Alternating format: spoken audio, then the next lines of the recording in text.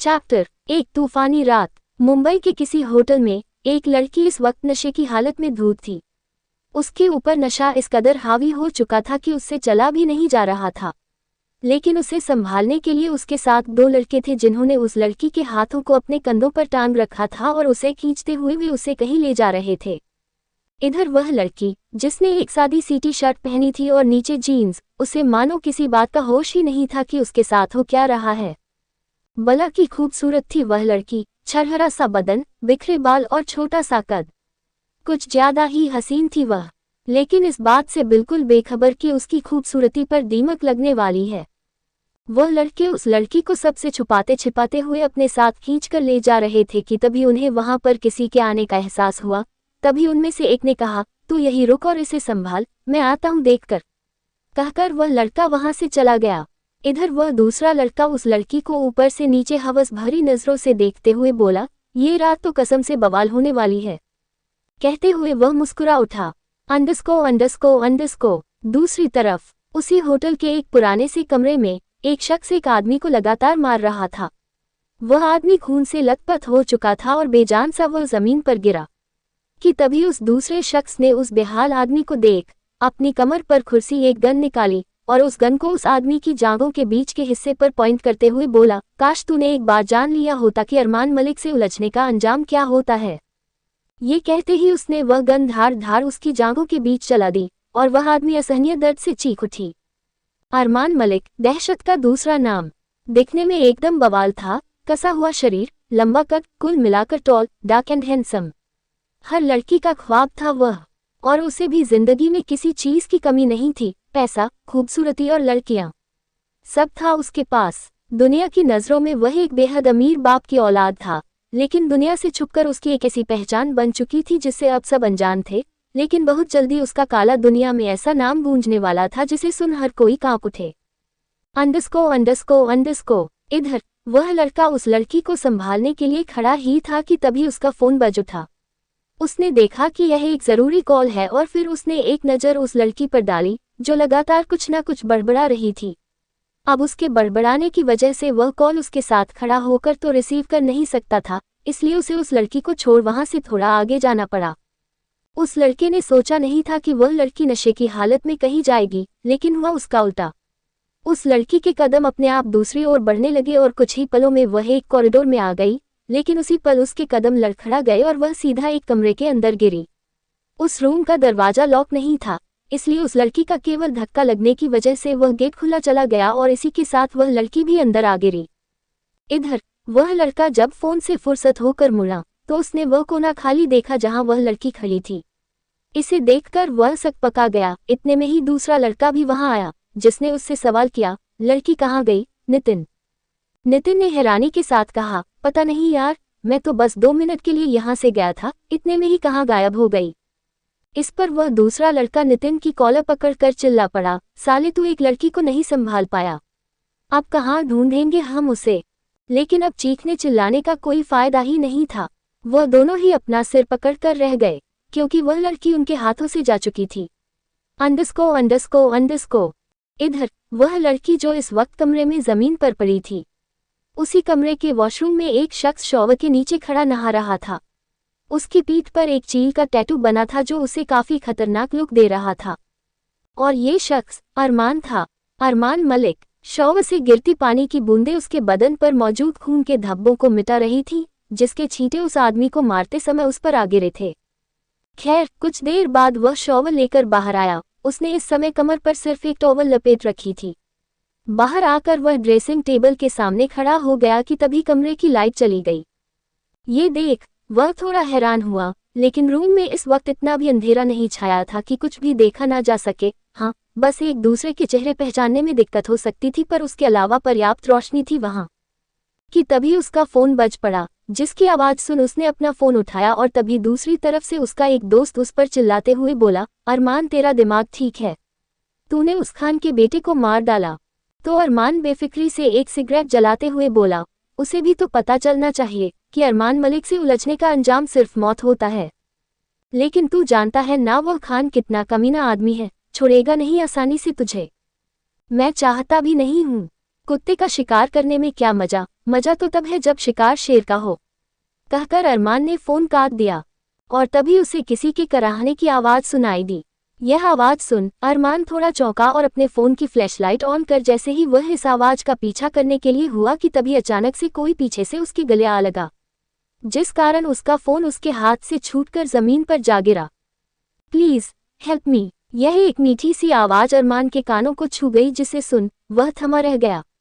उस लड़की के छोटे छोटे हाथ अरमान के सीने पर कसे थे और कुछ ही पलों में अरमान मुड़ा और अब उसके सामने खड़ी बमुश्किल से उसके सीने तक आती एक लड़की दिखी।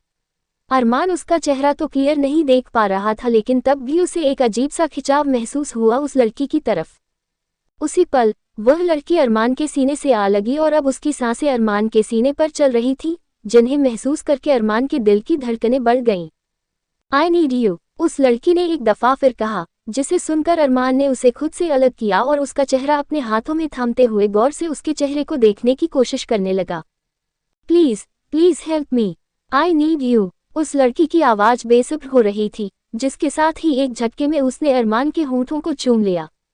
और इधर अरमान, जिसने न जाने कितनी लड़कियों के साथ अपनी रातें गुजारी होंगी, लेकिन आज तक उसने किसी को भी ये हक नहीं दिया कि कोई उसके होंठों को छूम सके, लेकिन इस लड़की ने सीधा उसके होंठों पर निशाना साधा। और ताज्जुब की बात यह थी कि अरमान ने उसे रोका भी नहीं, और इससे भी ज्यादा वह इस सोच में पड़ गया कि आखिर ये लड़की है कौन। तभी उसके दिमाग में उसके दोस्त की कही वह बात आई, आज तेरे लिए ऐसी लड़की भेजूंगा कि तू जिंदगी भर उसे नहीं भूल पाएगा। अपने दोस्त के इन शब्दों को याद करते ही अरमान को लगा कि ये वही लड़की है, और तभी उसके हाथ उस लड़की के जिस्म पर रेंगते लगे और फिर उसने अपने होंठ उस लड़की से दूर करते हुए लंबी लंबी सांसें भरकर कहा, तुम्हें अंदाजा भी नहीं है कि ये रात तुम्हारे लिए कितनी लंबी होने वाली है, पछताने वाली हो तुम। और इधर अपने शब्दों को पूरा करते ही अरमान ने उस लड़की के होंठों को इस कदर दबोच लिया, मानो जन्मों से तड़प रहा हो उसे छूने के लिए, और वो पूरी तरह से उसके नाजुक बदन पर हावी होता चला गया। आखिर कौन थी ये लड़की और क्या अंजाम होने वाला था इस रात का।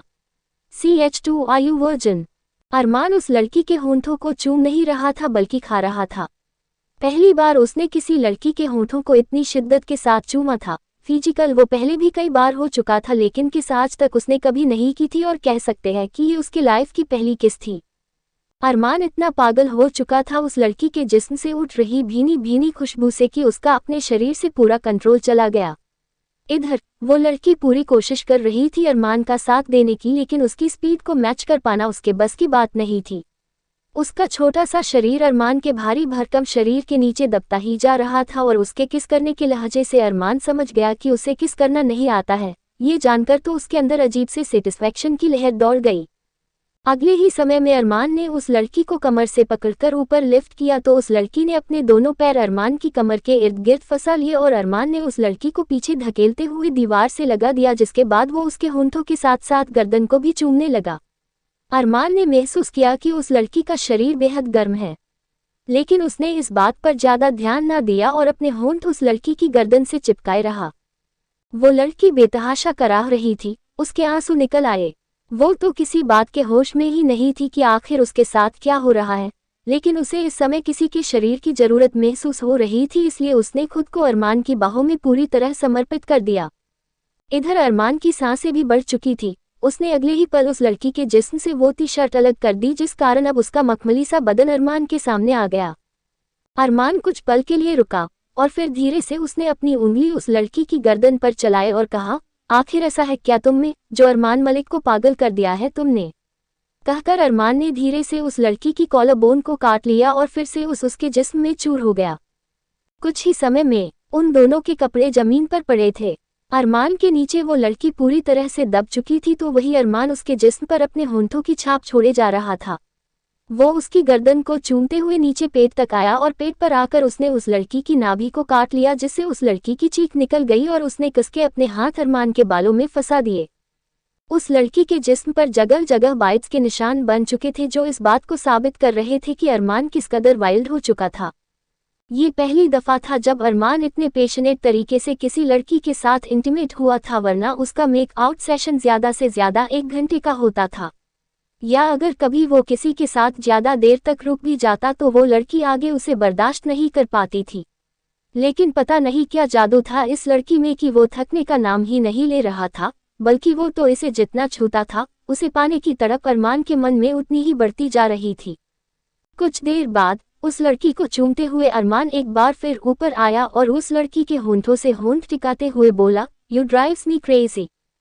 कहकर अरमान ने एक दफा फिर उस लड़की को चूम लिया, जिस कारण उस लड़की की दर्द भरी चीख पूरे कमरे में गूंज उठी, आ है।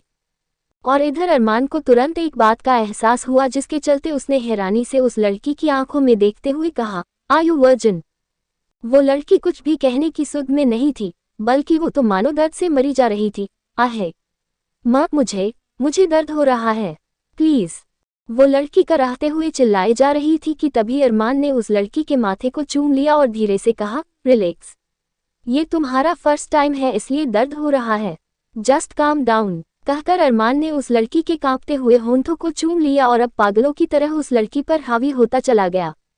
जब से उसे एहसास हुआ था कि ये लड़की वजन है, तब से तो मानो उसके अंदर एक अजीब सी खुशी की लहर दौड़ उठी थी और अब उसका रुकना मानो नामुमकिन था। उस लड़की को कोई अंदाजा तक नहीं था कि ये रात उसके लिए उसकी जिंदगी की सबसे लंबी रात होने वाली है। पूरी रात उस कमरे में उस लकड़ी की आहें गूंजती रही और अरमान उसके जिस्म के हर हिस्से पर अपनी छाप छोड़ता रहा। इसी तरह पूरी रात गुजार गई। न जाने किस पहर में अरमान रुका तो वही वो लड़की पूरी तरह से पसीने में चूर उसकी बाहों में ढेर हो गई। अगली सुबह उस लड़की की अचानक से आंख खुली। कुछ समय तक तो उसे अपने सर में भारी दर्द महसूस होता रहा, लेकिन तभी उसने कुछ महसूस किया और उसी पल मानो उसकी सांसें रुक गई। वो अचानक से बिस्तर से उठ बैठी और उसने जो हालत खुद की देखी तो उसका रोना छूट गया। लेकिन जैसे तैसे उसने अपने आंसू रोके और अपने मुंह पे हाथ रख लिया। उसने अपनी गर्दन दूसरी ओर घुमाई तो उसकी नज़र एक शख्स पर गई जिसकी कसी हुई पीठ ही देख पा रही थी वो, और चेहरा देखने में पूरी तरह नाकामयाब थी और देखना चाहती भी नहीं थी। उसने एक पल तक नहीं गवाया और तुरंत बिस्तर से खड़ी होकर उसने अपने कपड़े समेटे और कुछ ही पलों में बदहवास सी वहां से भागी चली गई। अंडस्को सूरज सर चढ़ चुका था, जिसकी धूप अरमान के चेहरे पर आ गिरी और इसी वजह से उसकी आंख खुली। वो बिस्तर से उठा और जैसे ही उसने अपने बैग का दूसरा हिस्सा खाली पाया तो हैरान रह गया।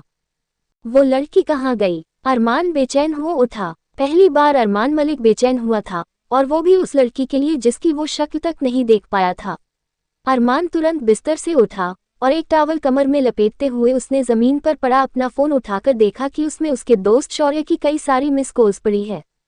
अरमान ने कॉल बैक किया और दूसरी तरफ से कुछ ही समय में शौर्य ने फोन उठाकर कहा, अरमान तू फोन क्यों नहीं उठा रहा था मेरा? अरे यार, कल रात जो लड़की तेरे लिए आने वाली थी उसके साथ कुछ अनहैपनिंग हो गई थी, इसलिए मैं उसे नहीं भेज पाया। ये सुन अरमान के होश उड़ गए। यानी तेरी भेजी हुई लड़की मेरे पास आई ही नहीं? नहीं यार, यही बताने के लिए तो मैं तुझे कॉल कर रहा था, शौर्य ने कहा। लेकिन अरमान एक जगह जमा रह गया। उसने फोन काट दिया और उसके दिमाग में उस लड़की ने पूरी तरह से कब्जा कर लिया। तो कौन थी वो लड़की? अरमान ने खुद से ही सवाल किया कि तभी उसने किसी को कॉल किया और कहा, कल रात इस होटल में जितनी भी लड़की आई थी मुझे वो हर लड़की मेरे पास चाहिए। कहकर उसने फोन रख दिया और तभी उसके होंठों पर एक अजीब सी सन की मुस्कान तैर गई। जरा मैं भी तो देखूं कौन थी ये अजनबी जिसने अरमान मलिक को पागल कर दिया। कंटिन्यूड। क्या होगा जब वो लड़की अरमान के सामने आएगी जिसने पहली ही झलक में अरमान के दिल का चैन छीन लिया? जानने के लिए पढ़ते रहिए। छतरी। अरमान के दांतों के निशान आयशा के जिस्म पर और आई वॉन्ट दैट गर्ल। वो लड़की भागते हुए अपने अपार्टमेंट में आ पहुंची। उसने तुरंत दरवाजा लगाया और अगले ही पल उस दरवाजे से चिपककर फूटकर रो पड़ी। ये मैंने क्या कर दिया? उसने अपने बाल नोच लिए और तुरंत जाकर अपने वॉशरूम में घुस गई।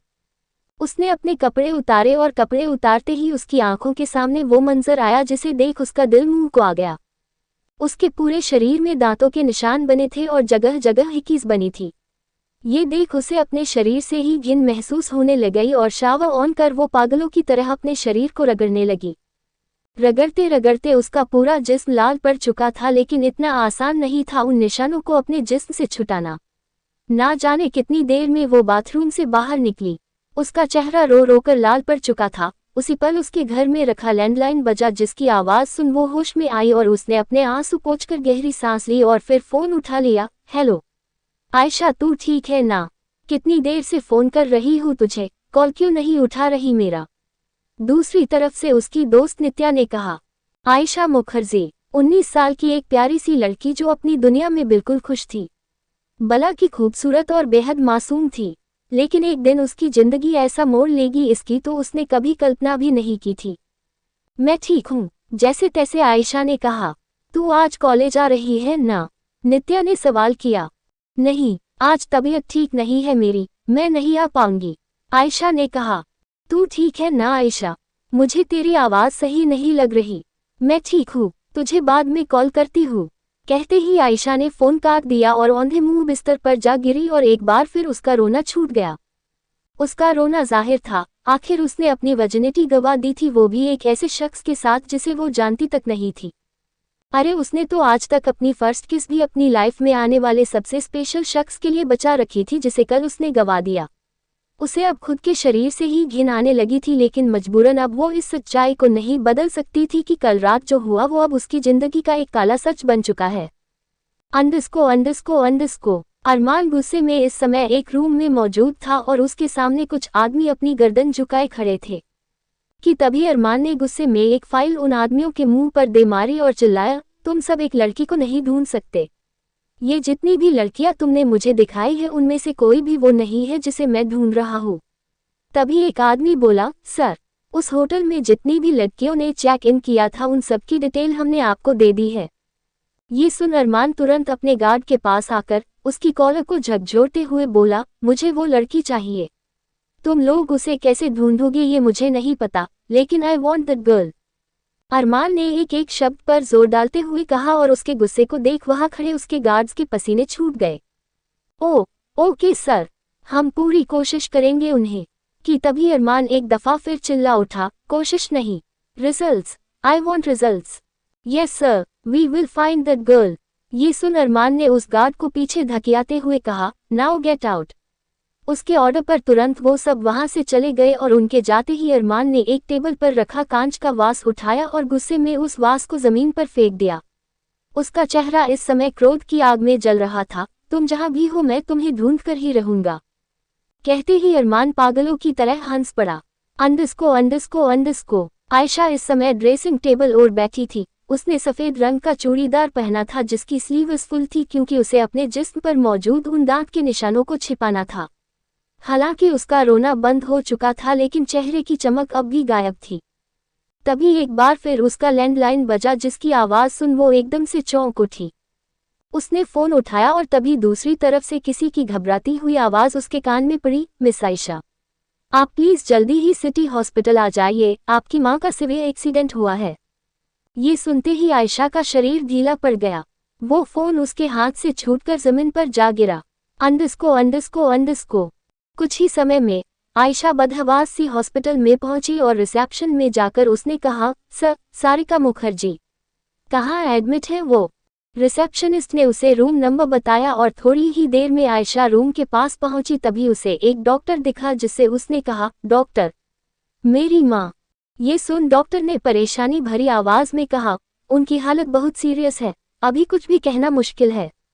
ये सुन आयशा का शरीर ढीला पड़ गया और उसी वक्त उस हॉस्पिटल में कई सारे लोग काले कपड़े पहने आए। उन्होंने काले रंग के कोट पेंट पहने थे और वो किसी के बॉडीगार्ड लग रहे थे कि तभी उनके बीच में से एक भारी और अट्रैक्टिव पर्सनैलिटी वाला शख्स सामने आया जिसे देखते ही आयशा की आंखों में आंसू आ गए। वो शख्स आयशा के पास आकर उसके गालों को थाम बोला, फिक्र मत करो आयशा, सारिका को कुछ नहीं होगा। ये सुन आयशा का रोना छूट गया और वो बेहाल सी उस शख्स के सीने से जा लगी।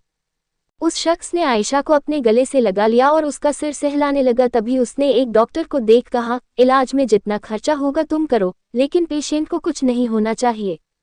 वो आदमी बेहद ताकतवर था। सभी डॉक्टर्स तुरंत हरकत में आ गए और इधर उस शख्स ने आयशा का सिर सहलाते हुए कहा, खुद को संभालो आयशा, मेरे रहते मैं सारिका को कुछ नहीं होने दूंगा। इस शख्स का नाम शरद मलिक था, जिनकी उम्र यही कोई 50 वर्ष की थी और वो केवल इस शहर के ही नहीं बल्कि दुनिया भर के ताकतवर लोगों में से एक थे। और इन सब में सबसे ज्यादा होश उड़ा देने वाली बात ये थी कि ये और कोई नहीं बल्कि अरमान के पिता थे। वो अरमान जिसके साथ आयशा ने अपनी रात गुजारी थी। कंटिन्यूड। आखिर क्या रिश्ता था आयशा का शरद से और कैसे जानते थे वो आयशा और सारिका को? जानने के लिए सुनते रहिए। चफोर तड़प रहा हूँ तुम्हें चूमने के लिए। कुछ घंटे बीत चुके थे और सारिका की हालत बिगड़ती ही जा रही थी। कुछ ही पलों के डॉक्टर आईसीयू से बाहर आए और उन्होंने आयशा को देख कहा, आपकी माँ आपसे मिलना चाहती हैं। ये सुन आयशा तुरंत अंदर भागी और उसने अपनी माँ को जब इस हालत में देखा तो उसका रोना छूट गया। लेकिन तभी पीछे से शरद ने उसके कंधे पर हाथ रख कहा, अगर तुम अपनी माँ के आगे कमजोर पड़ोगी तो उन्हें और तकलीफ होगी। इस पर आयशा ने जबरदस्ती अपने आंसुओं का घूंट पी लिया और धीरे से जाकर सारिका के पास बैठ गई। उसे वहां देख सारिका हल्के से मुस्कुराए और उन्होंने आयशा के हाथ पर अपना हाथ रख धीरे से कहा, वादा करो मुझसे कि तुम हमेशा अपना ख्याल रखोगी।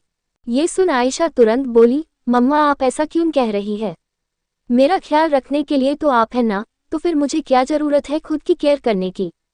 ये सुन सारिका बेजान आवाज में बोली, मेरे पास अब वक्त नहीं है बेटा। मैं तुम्हें छोड़कर नहीं जाना चाहती हूँ लेकिन कुछ नहीं मम्मा, आपको कुछ नहीं समझी आप। आयशा का दिल भर उठा था। तभी सारिका ने पीछे खड़े शरद को देख उन्हें आंखों से ही अपने पास आने का इशारा किया। सारिका की इस हालत को देख शरद के कदम भी भारी हो गए थे और उनका दिल भी कमजोर हो चला था, लेकिन आयशा को संभालने के लिए उन्होंने खुद को मजबूत बनाए रखा।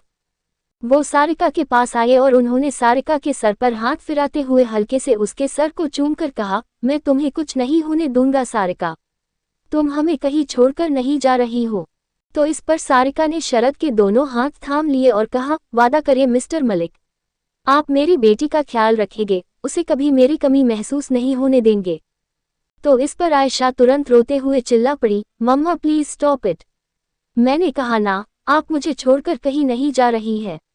इधर शरद का दिल भर आया। वो समझ चुके थे कि अब वाकई सारिका के पास ज्यादा वक्त नहीं बचा है। उन्होंने लाचारी से अपनी आंखें मींच ली तो वही सारिका ने अपनी बाहें फैलाकर आयशा को अपने गले लगने का इशारा किया, जिसे देख आयशा तुरंत अपनी मां के सीने से आ लगी और फूट फूट कर रो पड़ी। मेरी अच्छी बच्ची, मैं जानती हूँ तू मेरे बिना नहीं रह पाएगी, लेकिन अब तुझे आदत डालनी पड़ेगी आयशा, और मिस्टर मलिक तेरा ख्याल हमेशा रखेंगे, भरोसा रखना उन पर, कहकर सारिका ने आयशा को खुद से अलग किया और उसके माथे को चूम लिया, जिसके साथ ही उनकी आंखों में भी आंसू उतर आए।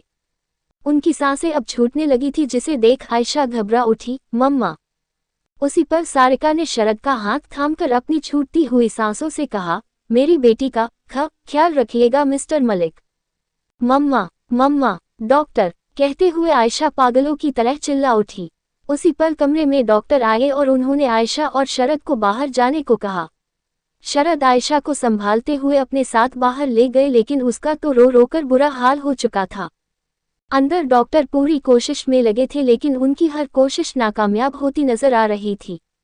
कुछ समय बाद डॉक्टर अपने चेहरे पर निराशा लिए बाहर आए, जिन्हें देख आयशा पागलों की तरह उनके पास जाकर बोल पड़ी, मेरी मम्मा, वो ठीक है ना? डॉक्टर कुछ पलों के खामोश रहे और फिर उन्होंने शरद की ओर देखते हुए अपनी गर्दन में हिला दी, आई एम सॉरी, हम उन्हें नहीं बचा सके। डॉक्टर के ये चंद शब्दों को सुनते ही मानो आयशा की पूरी दुनिया हिल गई। अंडस्को। दूसरी तरफ अरमान अपने होंठों में सिगार फंसाए इस समय एक कार में बैठा था। उसी पर एक आदमी उसकी कार में आ बैठा और उसने कहा, सर वो दोनों अंदर है। ये सुन अरमान कार से बाहर उतरा और कुछ ही समय में वो एक अंधेरे में डूबे गैराज में आया, जहां बीचों बीच कुर्सी पर दो लड़कों को बांध रखा था। ये वही दोनों लड़के थे जो उस रात आयशा को होने साथ ले जा रहे थे। अरमान उन दोनों के सामने जाकर खड़ा हो गया और नितिन के पैर पर अपना एक पैर टिकाते हुए सिगरेट की कश भरते हुए बोला, ये पहला और आखिरी मौका दे रहा हूँ तुझे, बता वो लड़की कहाँ मिलेगी। कहकर अरमान ने उसके मुंह पर बंधा टेप निकाल दिया। तभी नितिन तोते की तरह बोल पड़ा, हमें सच में कोई आइडिया नहीं है उस लड़की का। वो हमें खुद नशे की हालत में मिली थी और उसे देख हम दोनों का मन फिसल गया, इसलिए हम उसे। पर नितिन इससे आगे कुछ भी कह पाता कि तभी बंदूक चलने की आवाज पूरे गैराज में गूंज उठी। अरमान के हाथों नितिन मारा जा चुका था बेरहमी से, और उस दूसरे लड़के की तो पेंट गिली हो गई ये देख। तभी अरमान उसके पास आया और उसके होंठों से भी टेप हटाकर बोला, कहा था ना पहला और आखिरी मौका दे रहा हूँ। लेकिन शायद उसे मेरी बात समझ नहीं आई, पर तुझे तो आ गई है ना। चल शुरू हो जा। हमें सच में उस लड़की के बारे में कोई अंदाजा नहीं। लेकिन एक बार फिर गैराज में धाड़ धाड़ की आवाज गूंज उठी और वो दूसरा लड़का भी मारा गया। तभी उसका पीए उसके आपस आकर बोला, सर ये दोनों तो मर गए। आपने इन्हें क्यों मार दिया? तो अरमान ने सनकियों की तरह कहा, इन दोनों ने उस चीज को पाने की कोशिश की थी जिस पर अरमान मालिक की नजर पड़ चुकी थी। भला कैसे जिंदा छोड़ देता इन्हें? अरमान ने उन दोनों लाशों को देख कहा, किसी कचरे में फेंक देना इसे। और पता लगाओ उस लड़की के बारे में, मुझे वो किसी भी कीमत और चाहिए। ये सर, इनकी इन्वेस्टिगेशन चल रही है, बहुत जल्द आपके सामने वो लड़की आएगी। ये सुन अरमान ने कोई जवाब नहीं दिया और बाहर आकर अपनी कार में बैठ गया। कार में बैठते ही अरमान ने अपना सर कार की सीट से टिका लिया और आंख बंद कर बोला, बहुत तड़पा रही हो तुम, लेकिन जिस दिन तुम मिल गई उस दिन मेरी हर एक तड़प का बदला लूंगा तुमसे। कहते हुए वो आयशा के साथ बिताई उस रात को याद करने लगा। उसके होंठों के सॉफ्ट टच को वो भुला ही नहीं पा रहा था। अरमान ने अपने होंठों पर अपना अंगूठा सहलाते हुए कहा, ये होंठ तड़प रहे हैं एक दफा फिर तुम्हें चूमने के लिए। ये आंखें तरस रही है तुम्हारे जिस्म के दीदार के लिए। ये हाथ तड़प रही है तुम्हें एक दफा फिर छूने के लिए। और अपनी हर तड़प का हिसाब लेगा ये अरमान मलिक तुमसे, बस देखती जाओ। कहते ही एक वहशी मुस्कान ने अरमान के होंठों पर अपना कब्जा जमा लिया। कंटिन्यूड। अरमान, जो इंसान के रूप में चलता फिरता हैवान था, उसकी सनक कैसे संभाल पाएगी आयशा? चैप्टर 5। अरमान की बाहों में कैद आयशा। कुछ दिनों बाद आयशा इस वक्त अपने हाथ में अपनी मां की तस्वीर लिए खड़ी थी और उसके कमरे के बिस्तर पर एक बैग खुला रखा था जिसमें वो अपने कपड़े रख रही थी। कहीं जाने की तैयारी कर रही थी वो। सारिका की तस्वीर देखते हुए आयशा की आंखों में आंसू आ गए और उसने कसके उस तस्वीर को अपने गले से लगा लिया। मैं आपके बिना अकेली पड़ गई हूँ मम्मा, आप क्यों मुझे छोड़कर चली गईं? आयशा के दिल का दर्द दिन पर दिन बढ़ता ही जा रहा था। अपनी मां को खोना वैसे भी बहुत दर्दनाक चीज होती है। भला उसकी जिंदगी में सारिका के सिवा था ही कौन उसका? उसी पल दरवाजे की बेल बजी जिसे सुन आयशा होश में आए और उसने अपने आंसू पोंछकर वो तस्वीर उस बैग में रख ली और उस बैग की जिप बंद कर दी। बाहर आकर उसने दरवाजा खोला तो सामने शरद खड़े थे, जिन्हें देख आयशा ने कुछ नहीं कहा और अपनी नजरें झुकाते हुए बेमन से बोली, मेरा सामान पैक है। ये सुन शरद ने अपने गार्ड से उसका लगेज लाने को कहा और उन्होंने अपना हाथ बेहद स्नेह से आयशा के सर पर रख दिया। यकीन मानो आयशा, सारिका को खोकर मुझे भी तकलीफ हो रही है, लेकिन अब मैं तुम्हें इस तकलीफ में और नहीं देख सकता। मैं जानता हूँ कि तुम्हारा मुझ पर भरोसा करना आसान नहीं होगा, लेकिन मेरा वादा है तुमसे, तुम्हें अपनी बेटी की तरह रखूंगा। ये सुनते ही आयशा ने छूटते ही कहा, बेटी की तरह होना और बेटी होना में फ़र्क होता है मिस्टर मलिक। और आप प्लीज़ कभी इस गलत फहमी में मत रहिएगा कि मैं आपके साथ चल रही हूँ तो इसका मतलब मैं बहुत बेसहारा हो चुकी हूँ। बल्कि अगर मेरी माँ की आखिरी इच्छा ना होती तो मैं कभी आपके साथ नहीं जाती। आयशा की मनोभावना शरद समझ पा रहे थे। आखिर उसने अपनी माँ को खोया था। उन्होंने आयशा के इस बर्ताव का बड़े ही आराम से जवाब देकर कहा, मैं तुम्हें पूरा वक्त दूंगा खुद को अपनाने के लिए, और मुझे पूरी उम्मीद है कि दिन तुम मुझे ज़रूर अपनाओगी। इस पर आयशा ने कुछ नहीं कहा और तभी गार्ड्स उसका लगेज लेकर बाहर आए, जिसके साथ ही आयशा ने भी इस घर को आखिरी बार अपनी नम आंखों से देखते हुए विदाई ले ली। और कुछ ही पलों में आयशा निकल चुकी थी उस शहर से दूर जिसने उससे उसका सब कुछ छीन लिया। बचपन में पिता को, फिर माँ को, घर को और फिर उसके जिस्म को। अंडस्को। कुछ घंटों बाद बेंगलुरु की जमीन पर एक प्राइवेट जेट लैंड हुआ जिसमें से शरद के साथ आयशा बाहर निकली। उसने पहली बार इतना वीआईपी ट्रीटमेंट महसूस किया था। ये सभी कुछ उसके लिए बेहद नया सा था। आसपास 24 घंटे चलते बॉडीगार्ड्स, प्राइवेट जेट के साथ साथ महंगी गाड़ियों में ट्रैवल करना और सबसे बड़ी बात, दुनिया भर के सबसे ताकतवर लोगों में से एक शरद मलिक के साथ उसका उठना बैठना।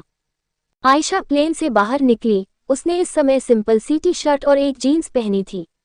ऊपर से उसने एक ढीली ढाली हुडी भी डाल रखी थी और बालों का मेसी बन जिसमें वो बेहद क्यूट दिख रही थी।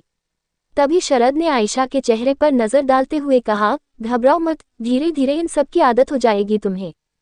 ये सुन आयशा ने नर्वसनेस में ही अपनी गर्दन हिला और वो लोग एक रोल्स रॉयस में आ बैठे। ये रास्ता लंबा होने वाला है आयशा, तब तक तुम चाहो तो मुझे अपने बारे में कुछ बता सकती हो।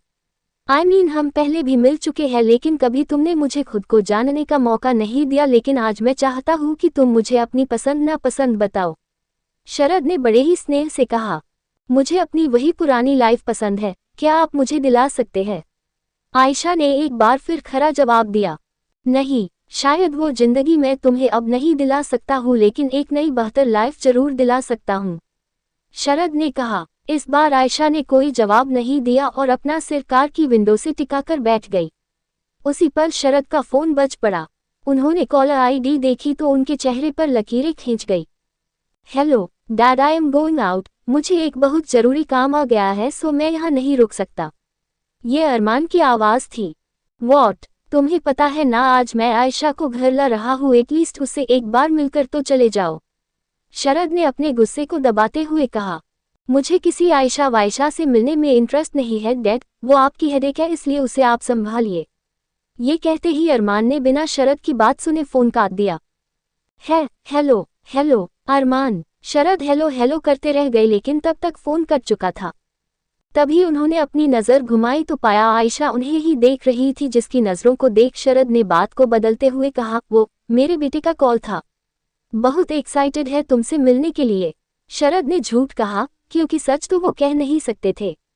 वैसे बहुत ख्याल रखेगा वो तुम्हारा, बिल्कुल तुम्हारे बड़े भाई की तरह।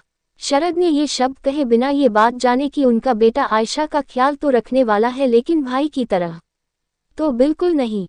खैर, शरद पूरे रास्ते कोशिश करते रहे हैं आयशा से बात करने की, लेकिन आयशा अपना सिर कार की विंडो से टिकाए बैठी रही। अंडरस्को कुछ घंटों का सफर तय करते हुए गाड़ियों का लंबा सा काफिला एक बड़े से मेंशन के आगे आ रुका। आयशा कार से बाहर निकली और जैसे ही उसने अपने सामने खड़े इतने बड़े बंगले को देखा तो उसकी आंखें बड़ी हो गई। कुछ पल तो उसे उस बंगले को पूरी तरह से देखने में ही निकल गए, इतना बड़ा था तो वो मेंशन। अंदर चले, पीछे से शरद की आवाज उसके कानों में पड़ी, जिसे सुनन आयशा ने अपनी गर्दन हिलाई और अंदर आ गई। ये मेंशन अंदर से बेहद आलिशान था, वहां रखी हर एक चीज एंटीक थी। आप इतने बड़े घर में अकेले रहते हैं? आयशा ने पूरे मेंशन को बड़ी ही गौर से देखते हुए सवाल किया। नहीं, मेरा बड़ा बेटा अरमान और मेरी बेटी मेघा यहीं पर रहते हैं। मेघा बस तुमसे 1 साल ही बड़ी है, लेकिन अरमान काफी बड़ा है तुमसे। 26 साल उम्र है उसकी और इस साल 27 का हो जाएगा। शरद ने कहा। शादी नहीं हुई अभी उनकी? आयशा ने अभी भी उस मेंशन को देखते हुए सवाल किया। तो वही शरद को भी अब अच्छा लग रहा था कि आयशा उससे बात कर रही थी। नहीं, शादी नहीं की उसने अभी तक। अच्छा, हमारे यहाँ तो इतनी उम्र में बच्चे भी हो जाते हैं। आयशा अपनी ही बात पर मुस्कुरा दी थी। वही शरद को बहुत खुशी महसूस हुई इतने दिनों बाद आयशा के होंठों पर मुस्कान देख के। दरअसल उसे अभी तक कोई लड़की पसंद ही नहीं आई। मैं तो चाहता हूँ कि वो शादी करे, पर उन्होंने अपनी बात अधूरी छोड़ दी। अरमान का जिक्र करते हुए शरद के होंठों पर निराशा थी, क्योंकि वो आयशा को अरमान की हकीकत नहीं बता सकते थे वो कि अरमान किस तरह का शख्स है, कितना गुस्सैल, कितना जिद्दी और कई बार बदतमीज भी है। पर इन सबसे भी बढ़कर अब अरमान की ऐसी पहचान बन चुकी थी जिसके बारे में खुद शरद को भी कोई अंदाजा नहीं था। खैर, आयशा को उसके कमरे में छोड़ दिया गया। ये कमरा बेहद बड़ा और आलिशान था। कमरे में रखी हर चीज की कीमत करोड़ों में होगी। आयशा ने कभी सोचा भी नहीं था उसकी जिंदगी में एक दिन ऐसा भी आएगा, लेकिन जिस कीमत पर उसे ये दिन मिले थे वो कीमत उसे बहुत महंगी पड़ी, क्योंकि अपनी माँ को खोया था उसने। अंडस्को रात हो चुकी थी। आयशा अपने वही कपड़े पहने दोपहर में सो गई थी और सीधे अब जाकर उसकी आंख खुली, जिसके बाद उसने अपने कपड़े कबर्ड में सजाए और तभी उसे प्यास लगने लगी। कमरे में पानी नहीं था, इसलिए उसे नीचे किचन में जाना पड़ा। काफी अंधेरा पहले ही हो चुका था। इस समय वहां स्टाफ के अलावा कोई मौजूद नहीं था और वो स्टाफ भी अब स्टाफ क्वार्टर में जा चुका था। शरद अपने किसी जरूरी काम से बाहर गए थे, यानी कुल मिला के मेंशन के अंदर आयशा इस समय बिल्कुल अकेली थी। लाइट भी इस वक्त बेहद डिम जल रही थी। आयशा किचन में आए और फ्रिज से अपने लिए पानी की बोतल निकालने लगी, लेकिन जैसे ही उसने अपना फ्रिज बंद किया कि तभी उसकी आंखों के सामने एक बड़ा सा कुत्ता आ गया, जिसे देखते ही आयशा चीख उठी और डर के मारे वो बोतल उसके हाथ से छूटकर जमीन पर जा गिरी। ये डॉग एक जर्मन शेपर्ड था, जो कि दिखने में बेशक बेहद खतरनाक था। वो आयशा पर जोर से भौंक उठा और अब तो आयशा की हालत ही खस्ता हो गई। वो डर के मारे दूसरी ओर भाग उठी। हेल्प, कोई मदद करो मेरी। आयशा डर से भागी जा रही थी तो वही वो कुत्ता भी उसके पीछे पड़ गया था। आयशा भागते भागते एक ऐसी जगह पर आ गई जहां से बचने का कोई रास्ता नहीं था। उसने डर से उस कुत्ते को देखा और धीरे धीरे उल्टे कदम चलने लगी तो वही वो कुत्ता भी शिकार भरी नजरों से देखते हुए धीरे धीरे आयशा के करीब बढ़ने लगा। आयशा की जान हलक में अटक चुकी कि तभी उसे अपनी पीठ पर कुछ महसूस हुआ। और इस एहसास के चलते आयशा जैसे ही पीछे मुड़ी तो उसे अपने सामने और अपने बेहद करीब किसी शख्स का शरीर महसूस हुआ जिसके केवल सीने तक ही वो आ पा रही थी। उसी पल वो कुत्ता एक दफा फिर चीख उठा, जिसकी चीख सुन आयशा जैसे ही डर के मारे चिल्लाने को हुई। उसी पल उस शख्स ने अपना एक हाथ आयशा की कमर में फंसाया और दूसरा हाथ उसके होंठों पर रख उसे पीछे की ओर धकेलते हुए उसकी पीठ दीवार से लगा दी और धीरे से बोला, शश शश। उस शख्स के इस इशारे पर आयशा का पूरा बदन सरसरा उठा। तो वही उस शख्स को देख अब वो कुत्ता आराम से जमीन पर बैठ गया। वो शख्स जिसकी शक्ल तक आयशा नहीं देख पा रही थी क्योंकि काफी कम उजाला था वहां, लेकिन उसका एहसास अजीब सा करंट दौड़ा रहा था उसके जिस्म में। कि तभी आयशा ने महसूस किया कि उस शख्स के हाथ अब उसकी पीठ से होते हुए कमर तक फिसल रहे हैं। ये देख आयशा का पूरा शरीर थरथरा उठा। उसे एक अजीब सा एहसास अपने जिस्म में महसूस हुआ, पर वो तो उसकी मजबूत बाहों में कैद हो चुकी थी। इधर वो शख्स पागल हुआ जा रहा था आयशा के मखमली बदन को छूने पर, और ये शख्स कोई और नहीं बल्कि अरमान था। कंटिन्यूड। एक बार फिर आमने सामने थे अरमान और आयशा। तो क्या रंग लाएगी उनकी ये मुलाकात, जानने के लिए सुनते रहिए CH6 Are You Lost Baby Girl and intensity. डरी सहमी आयशा इस समय अरमान की बाहों में खड़ी थी। वो दीवार और अरमान के बीच में पूरी तरह से दब चुकी थी, तो वही अरमान का हाथ उसके होंठों पर रखा था। और इधर अरमान, उसके दिल का तो हाल भी बयान नहीं किया जा सकता। एक बार फिर उसे वो मखमली एहसास महसूस हो रहा था जो उसने उस रात किया था। पर तभी आयशा को एक अजीब सी स्मेल आई, बिल्कुल शराब जैसी। और वो पल भर में समझ गई कि ये स्मेल उसे कहीं और से नहीं बल्कि अपने सामने खड़े इस शख्स से आ रही है। और इस वजह से उसे एहसास हुआ कि इस शख्स ने बहुत ज्यादा शराब पी है। तो वही उसका अंदाजा बिल्कुल सही था, क्योंकि अरमान वाकई इस वक्त नशे में धुत था और उसका खुद पर जरा सा भी काबू नहीं था।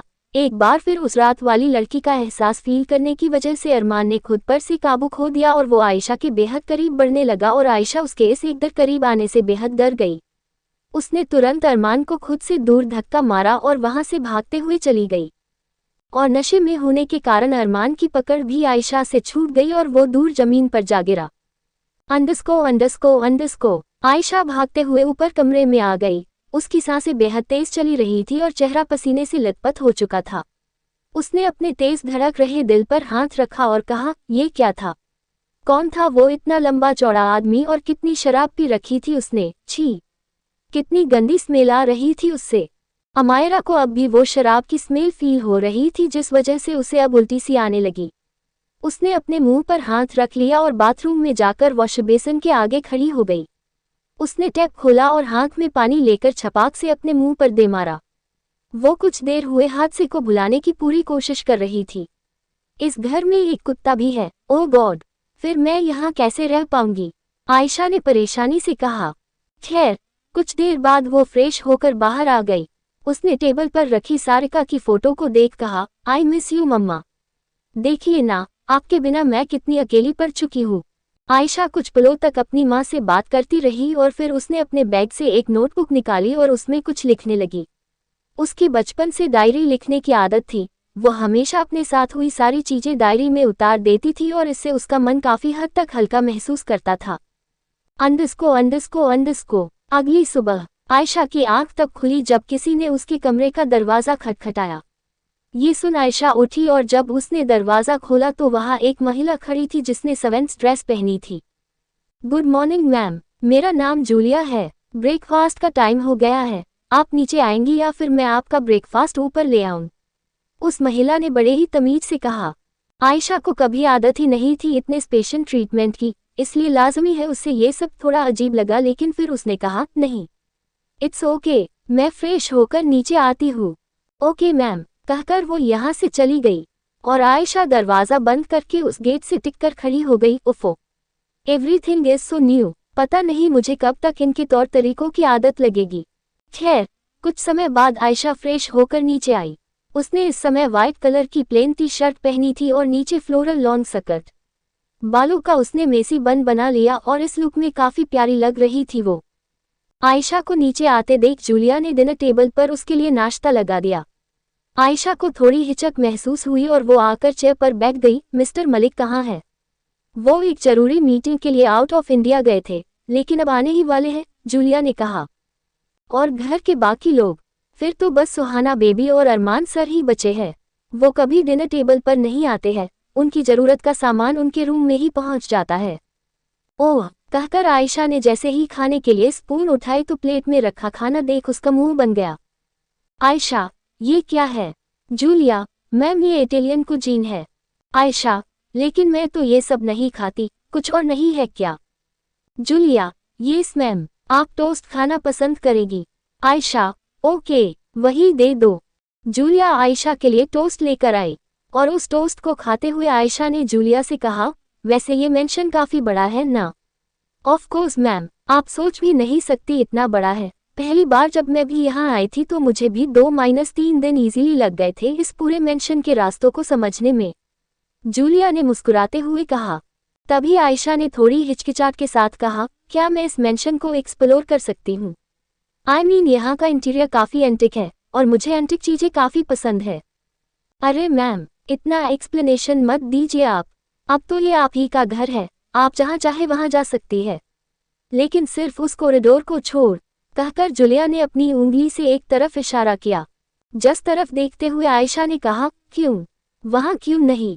क्योंकि वो अरमान सर का एरिया है।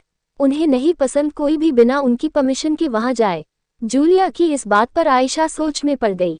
काफी रिजर्व और स्ट्रिक्ट जान पड़ते हैं ये। आयशा ने कहा। हाँ आयशा मैम, बहुत स्ट्रिक्ट है, इवन उनके लिए तो स्ट्रिक्ट शब्द भी कम ही है। पता नहीं किस नेचर के इंसान हैं, हर वक्त गुस्से में रहते हैं। इसलिए मेरी आपसे यही हिदायत होगी कि शुरुआत के कुछ दिन आप उनसे दूर रहे। जूलिया की इन बातों पर आयशा हैरानी से उसे देखने लगी। आप तो मुझे डरा रही है, जैसे वो इंसान नहीं कोई वैम्पायर हो। आयशा ने हंसते हुए कहा। मेरी बात मजाक में मत लीजिए आयशा मैम, जिस दिन आप सर से मिलेगी आपको खुद पता चल जाएगा कि वो कैसे है। अरे यहाँ स्टाफ की तो हिम्मत ही नहीं होती है उनके सामने अपनी नजरें उठाने की, इतना डर है उनका यहाँ सबको। जूलिया की इन बातों का आयशा पर असर बहुत गहरा पड़ रहा था। वो खुद को इस अनजान शख्स के बारे में सोचने से रोक ही नहीं पा रही थी जिससे वो अभी तक मिली भी नहीं थी। खैर, उसने अपना नाश्ता खत्म किया और फिर अपने रूम से एक कैमरा ले आई। दरअसल इस मेंशन को एक्सप्लोर करते वक्त उसे यहाँ रखी एंटिक्स की तस्वीरें भी लेनी थी। ये सब करना उसे काफी अच्छा लगता था। आयशा इस मेंशन की कारीगरी में पूरी तरह खो चुकी थी और इस चक्कर में उसे एहसास ही नहीं हुआ कि वो कब उस हिस्से में आ गई है जहां जाने के लिए जूलिया ने उसे सख्त मना किया था, यानी अरमान के हिस्से में। आयशा अपने गले में कैमरा टांगे जगह जगह की तस्वीर ले ही रही थी कि तभी उसके कानों में एक आवाज पड़ी। उस आवाज का पीछा कर आयशा आगे बढ़ गई और कुछ कदमों की दूरी के बाद उसे दिखा एक बड़ा सा स्विमिंग पूल दिखा। आयशा उस पूल को देख ही रही थी। उसी पल उसे एहसास हुआ कि वहां कोई है। इस वजह से वो तुरंत पिले के पीछे छिप गई और कुछ समय बाद जब उसने पिले से अपनी गर्दन हल्की सी बाहर निकाली तो उसे दिखा एक शख्स जिसे आयशा देखती ही रह गई। हालांकि सिर्फ उसका बैक ही दिख पा रहा था उसे, लेकिन इतना काफी था आयशा की धड़कनों को रोकने के लिए। उसके सामने कुछ दूरी पर खड़ा था अरमान, सिर्फ बॉक्सर्स पहने। उसकी कसी हुई पीठ, मस्क्यूलर बॉडी और इन सब से परे उसकी पीठ पर बना एक चील का टैटू, ये सब चीजें उसे डेंजर लुक भी दे रही थी और हॉट भी। आयशा की तो नजरें ही नहीं हटी उससे, जबकि अब तक तो उसने अरमान का चेहरा भी नहीं देखा था और सिर्फ बैक देखने भर से ही उसका मुंह खुला रह गया। अरमान के शरीर से इस समय पानी की बूंदें टपक रही थी क्योंकि वो स्विम कर रहा था। आयशा बिना एक पलक झपकाए उसे देखती ही रह गई, लेकिन तभी अचानक से अरमान मुड़ा। ये देख आयशा ने तुरंत खुद को एक बार फिर पिले के पीछे छिपा लिया और अपने तेज धड़क रहे दिल पर हाथ रख लिया। कुछ समय तक वो यूं ही छिपी खड़ी रही, लेकिन थोड़ी देर बाद उसने फिर से अपनी गर्दन हल्की सी बाहर निकाली तो इस बार देखा कि वो जगह खाली है। ये देख आयशा हैरान रह गई। इतनी जल्दी कहाँ गया वो? उसने खुद से ही कहा। 2-3 जगहों पर उसने और नजर डाली पर अरमान उसे कहीं ना दिखा, इसलिए वो धीरे से उस पिले के बाहर निकल आए और फिर सीधे स्विमिंग पूल के पास जाकर खड़ी होकर अरमान को ढूंढने लगी। लेकिन अब तक उसे यकीन हो चुका था कि वो जा चुका है, इसलिए आयशा का मुंह लटक गया। उसे खुद पता नहीं चल रहा था कि भला इतना भी मन क्यों ललचा रहा है उसका उस अनजान शख्स को देखने के लिए। आयशा इस समय स्विमिंग पूल की तरफ मुंह करके खड़ी थी कि तभी उसे अपने कानों में किसी की बेहद भारी आवाज सुनाई दी। Are you lost baby girl? इस आवाज को सुनते ही आयशा के दिल की धड़कनें रुक गई और वो जैसे ही मुड़ी, हड़बड़ाहट में उसका पैर फिसल गया और वो सीधा उस पूल में जा गिरी। सामने खड़े अरमान के सामने आ चुकी थी वो लड़की जिसे ढूंढने के लिए उसने कर दिए थे दिन रात एक। इधर पूल में आयशा झटपटा रही थी जिससे अरमान को इतना तो साफ हो गया था कि उसे तैरना नहीं आता। ये देख अरमान ने एक गहरी सांस ली और फिर खुद भी सीधा पूल में कूद गया। कुछ ही पलों में अरमान तैरते हुए आयशा के पास आ गया और उसने अपना एक हाथ उसकी कमर में फंसा दिया और उसे खुद के एकदम करीब खींच लिया।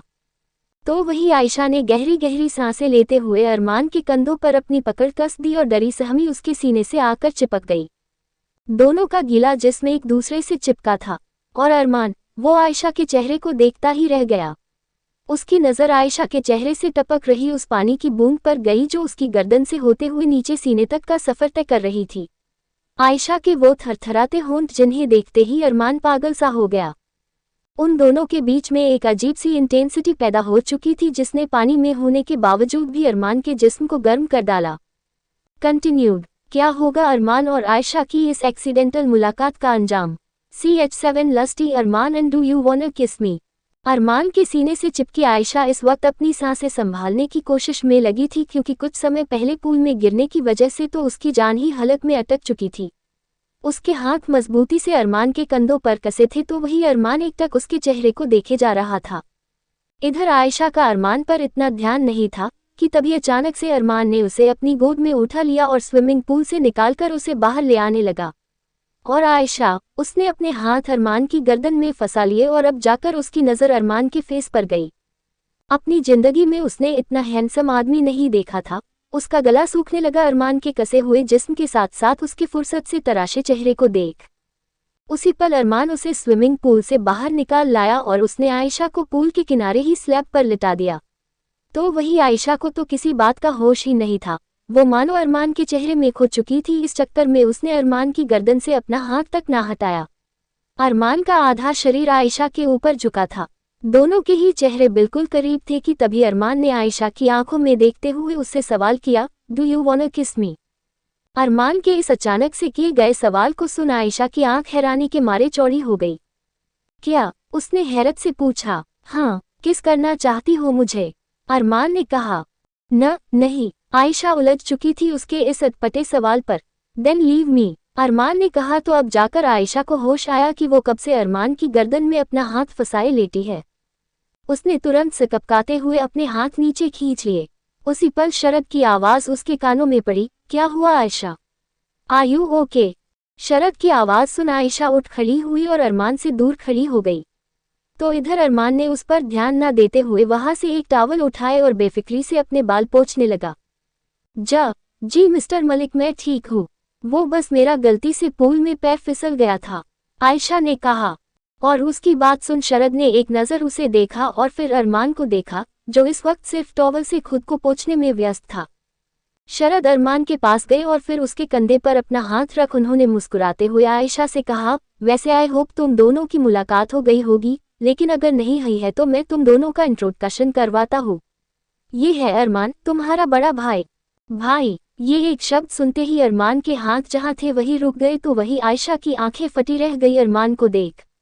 कुछ देर पहले तो वो ना जाने किन नजरों से अरमान को देख रही थी, लेकिन अब एक पल में वक्त बदल गया, जज्बात बदल गए। उफ। और फिर शरद ने अरमान से कहा, और ये है आयशा, आज से ये यही रहेगी, इसलिए अच्छे से ख्याल रखना उसका, तुम्हारी छोटी बहन जैसी है। अरमान का तो खून ही खौला जा रहा था शरद के शब्दों को सुन, लेकिन वो इसके आगे कुछ भी कहता कि तभी शरद का फोन बज पड़ा, जिसे देख उन्होंने कहा, एक्सक्यूज मी कहकर वो फोन अटेंड करने के लिए वहां से चले गए। और इधर आयशा अपनी उंगलियों को आपस में उलझाते हुए खड़ी हो गई। उसे समझ नहीं आ रहा था कि आगे वो क्या बोले, लेकिन फिर उसने एक गहरी सांस ली और धीरे से बोली, मुझे बचाने के लिए थैंक यू भैया।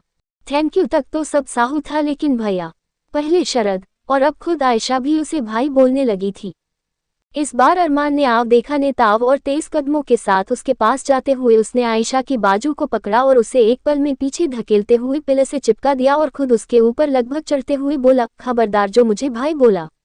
उसके इस गुस्से को देख आयशा सन रह गई। वो बड़ी बड़ी आंखों से अरमान के क्रोध में धधक रही आंखों में देखे जा रही थी और फिर उसने अपनी डगमगाती आवाज में कहा, पर अभी तो मिस्टर मलिक ने कहा कि मैं आपको छोटी बहन जैसी हूँ, इसलिए ही तो मैंने आपको भाई कहा, वरना मुझे पर आयशा इससे आगे एक शब्द भी बोल पाती कि तभी अरमान ने अपना एक हाथ उसके होंठों पर रख दिया और अपना चेहरा उसके चेहरे के बेहद नजदीक ले जाकर बोला, अब अगर एक बार और तुमने मुझे भाई कहा तो तुम्हारे इन फड़फड़ा रहे होंठों को चूमने में मैं एक बार भी नहीं सोचूंगा। आए बात समझ।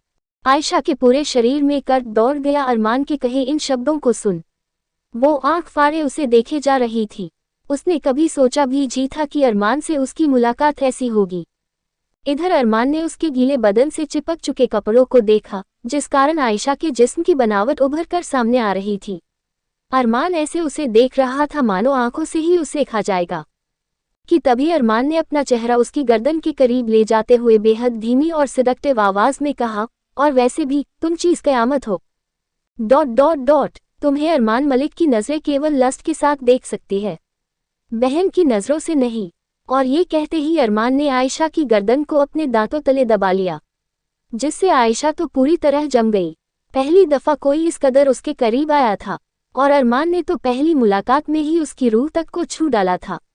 उसके होंठ आयशा की गर्दन पर टिके थे और उसकी गर्म सांसें उसे इस कदर छू रही थी मानो ये गर्म सांसें ही जान ले लेंगी उसकी।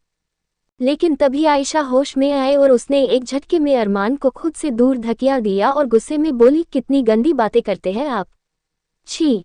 अरमान इस पर मुस्कुराते हुए बोला, एग्जैक्टली, यही समझा रहा हूं मैं तुम्हें कि मैं गंदा हूं, इतना गंदा कि तुम सोच भी नहीं सकती, इसलिए मुझसे दूर रहोगी तो फायदे में रहोगी। कहकर अरमान आयशा के करीब आया और उसे उंगली दिखाते हुए बोला, वरना तुम्हें खुद पता नहीं चलेगा और एक रात तुम मेरे बिस्तर पर मिलोगी मदहोशी में मेरा नाम लेते हुए। अरमान के इन शब्दों को सुनते ही आयशा का शरीर जल रह गया और इधर अरमान उसे वॉर्न कर वहां से बिना एक पल गवाए चला गया। इधर आयशा अभी भी उस पिलर से चिपकी खड़ी थी। उसे तो कुछ समझ ही नहीं आया कि अचानक से ये हुआ क्या था ये अरमान मलिक, और क्यों था उसमें इतना गुरूर। आयशा बेशक उससे डर चुकी थी, उसने तो सोचा भी नहीं था कि इस घर में उसे एक ऐसा शख्स भी मिलेगा जो उसकी सांसें तक रोक डालेगा। सच कहा था जूलिया ने, काश वो इस तबाही से दूर ही रहती। लेकिन उसे कहाँ अंदाजा था इस बात का कि अब वो एक ऐसे शिकारी की नजरों में आ चुकी थी जिसका शिकार उसके पास खुद चलकर आता था। कंटिन्यूड। क्यों फर्क पड़ रहा था अरमान को आयशा के उसे भाई कहने से, और शरद ने भला अरमान को आयशा से उसका भाई कहकर क्यों इंट्रोड्यूस कराया था। क्या रिश्ता था आयशा का शरद से, जानने के लिए सुनते रहिए CH8 अरमान के सामने half naked Ayesha and one night stand. Arman की बातों से आयशा अंदर तक हिल चुकी थी। यकीन नहीं होता इस दुनिया में ऐसे भी लोग हैं, आयशा खुद से ही हैरत से भरी आवाज में बोली। उधर अरमान जब अपने रूम में आया तभी उसका फोन बज पड़ा। उसने कॉल रिसीव किया तो दूसरी तरफ से उसके दोस्त शौर्य ने कहा, यार उस लड़की का कुछ पता नहीं चल पा रहा है। ये सुन अरमान ने हैरानी से कहा, किस लड़की का? अरे वही, तेरी वन नाइट स्टैंड, भूल गया क्या उसे? शौर्य की इस बात पर अब जाकर अरमान को होश आया कि जिस लड़की को ढूंढने में उसने दिन रात एक कर दिए, उसका ख्याल ही उसके दिमाग से उतर गया था, और वो भी किसकी वजह से? आयशा की वजह से। ये सोचते ही अरमान गुस्से में भर उठा। भला वो होती कौन है अरमान मलिक की सोच पर काबू करने वाली? हेलो अरमान, तू सुन रहा है ना? अरमान की तरफ से कोई रिस्पॉन्स न पाकर शौर्य ने कहा, मैं तुझे बाद में कॉल करता हूँ। कहकर अरमान ने बिना शौर्य की बात सुने फोन काट दिया और उस फोन को गुस्से में बेड पर फेंक दिया। आई हेट दिस गर्ल, अरमान ने गुस्से में कहा। कुछ देर बाद जूलिया, अरमान की गुस्से भरी आवाज पूरे हॉल में गूंजते सुन जूलिया घबराते हुए उसके पास आई। ये सर, क्या हुआ? वो लड़की कहाँ है? कौन लड़की सर? इस पर अरमान ने गुस्से में कहा, आयशा। सर वो तो अभी अभी अपने रूम में गई हैं। किस रूम में रुकी है वो? सर वो जो न्यू गेस्ट रूम अभी रेनोवेट किया था, उसी में, जूलिया ने घबराते हुए कहा। और अरमान ये सुनते ही ऊपर आयशा के रूम में जाने लगा। उसने इस समय ब्लैक शर्ट पहनी थी जिसकी स्लीव्स उसने कोहनी तक समेट रखी थी और नीचे एक जीन्स। उसकी शर्ट के बटन सीने से कुछ खुले थे जिस कारण उसके कसे हुए सीने की झलक दिख रही थी। वहीं दूसरी तरफ आयशा इस समय अपने रूम में आ चुकी थी। उसने कबर्ड से अपने लिए एक टॉप निकाली और उसे रूम में ही चेंज करने लगी। वो जब मुंबई में अपने घर रहती थी तो वहां उसकी मां के अलावा कोई भी नहीं था, इसलिए वो बिना किसी शर्म के अपने कमरे में ही फ्रीली कपड़े चेंज कर लिया करती थी। और यहाँ भी वो बेफिक्री से अपने कपड़े चेंज करने लगी। लेकिन वो ये भूल गई थी कि वो अब अपने घर में नहीं है। आयशा इस समय भींगी हुई ही थी और उसके लंबे गीले बाल भी कमर तक लटक रहे थे। वो इस वक्त दरवाजे की तरफ पीठ करके खड़ी थी और उसने सबसे पहले अपनी टॉप उतारी, जिसके चलते ही उसकी ब्लैक कलर की बियारट विजिबल हो गई। इधर अरमान गुस्से में तनतनाता हुआ सीधा आयशा के कमरे में आ गया और उसने बिना गेट नॉक किए ही उसके कमरे का दरवाज़ा खोल दिया। तो वही आयशा, जिसने अब तक दूसरी टॉप पहनी भी नहीं थी, और तभी उसे दरवाज़ा खुलने की आवाज़ सुनाई दी, जिसे सुन आयशा का शरीर जम गया। उसने तुरंत अपने हाथ में पकड़ी टॉप अपने सीने से लगाए और जैसे ही दूसरी ओर पलटी तो अपने सामने खड़े अरमान को देख उसकी चीख निकल गई।